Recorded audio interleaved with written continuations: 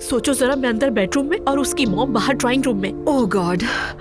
उमर फौरन उठा और वो घबरा के बाहर चला गया। उसने बात की मैते से और मैं बेडरूम में थी। मेरी जान सूली पे अटकी हुई थी। मैं समझ सकती हूँ ज़ैनब। दिल चाह रहा था कि जमीन फटे और उस पे मैं गर्क हो जाऊं। मैं अपनी इज्जत और वकार के साथ जीने वाली औरत हूँ। दूसरों को इस बारे में नसीहतें करती हूँ।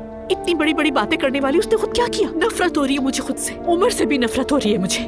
अच्छा ज़ैनब बस, आई नो ये बहुत बुरा हुआ, लेकिन इस सब में उमर का क्या कसूर? What do you mean Fatima?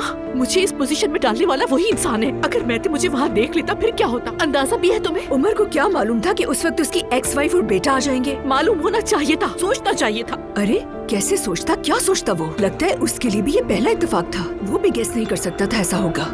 मैं तो जमीन में गड़ी जा रही हूँ। एक बात कहूँ तुम्हें, मुझे लगता है तुम थोड़ी सी जेलस हो रही हो शायद। मैं क्यों जेलस होंगी फातिमा? शायद तुम्हें ज्यादा बुरा उसकी एक्स वाइफ का आना लगा, और इस बात का नहीं कि तुम वहाँ सो गई थी। यानी अगर वहाँ सिर्फ मैते आता तो क्या फिर भी तुम ऐसे ही महसूस करती? हाँ